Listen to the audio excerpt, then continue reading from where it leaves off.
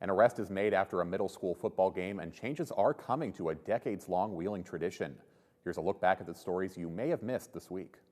Trial of a Benwood firefighter ended this week with acquittals on some charges and convictions on others. The jury found Garson Taylor not guilty on counts of wanton endangerment with a firearm, strangulation, and battery. A verdict of guilty was returned on charges of brandishing a firearm, fleeing from police, and obstructing an officer. The decision followed 3 days of testimony from several officers who responded to the scene.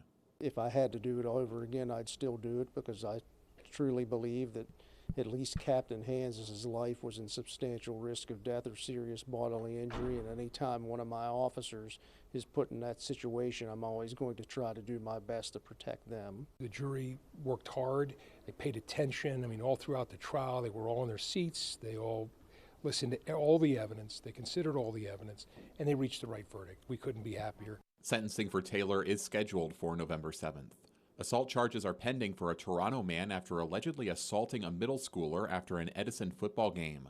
The reported victim says that Chad Marcino picked up a helmet, entered the junior high locker room, and asked whose it was. After the 8th grader said it was his, officials say Marcino threw the helmet and hit him in the chest. Marcino also allegedly slammed the player into the locker before 3 coaches pulled him off. Edison Superintendent Bill Beatty says Marcino is not allowed on any school property for a minimum of a year. A judge has ruled that the deer hunt at Oglebay to control the population is allowed to go forward in November.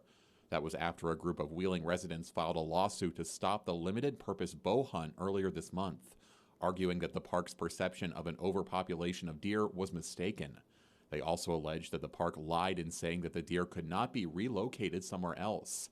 Oglebay responded that the hunt is to promote a greater ecosystem within their land.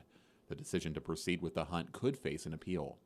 You may have to find somewhere else to watch the Main Street Bank Fantasy and Lights Parade this year. The route will change for 2023 to accommodate the downtown streetscape construction. The floats will line up in center Wheeling as usual, but then head south rather than north. Police ask that you find your spot on Main Street between 24th and 20th Streets. The best advice would be to get to your destination early. Make sure you're set up in plenty of time to avoid any vehicular traffic. With Seinfeld being on the same day at 7 p.m., a lot of spectators coming to that, all the more reason to have it in the center Wheeling area to avoid all that traffic. WTRF will have live coverage for the entire parade on November 17th, starting at 6:30. And finally, shelter from the harshest winter weather is almost here in Wheeling, thanks to the Life Hub. The Winter Freeze Shelter will be at 35 16th Street this year, which is the former site of the First English Lutheran Church. In the meantime, the East Wheeling Homeless Camp will remain open until the shelter is available on December 15th. The Life Hub is supported completely by grant funding, which can be mailed to P.O. Box 2089 in Wheeling. For the latest local and regional stories as we head into a new week, make sure you watch 7 News and check out our website, WTRF.com.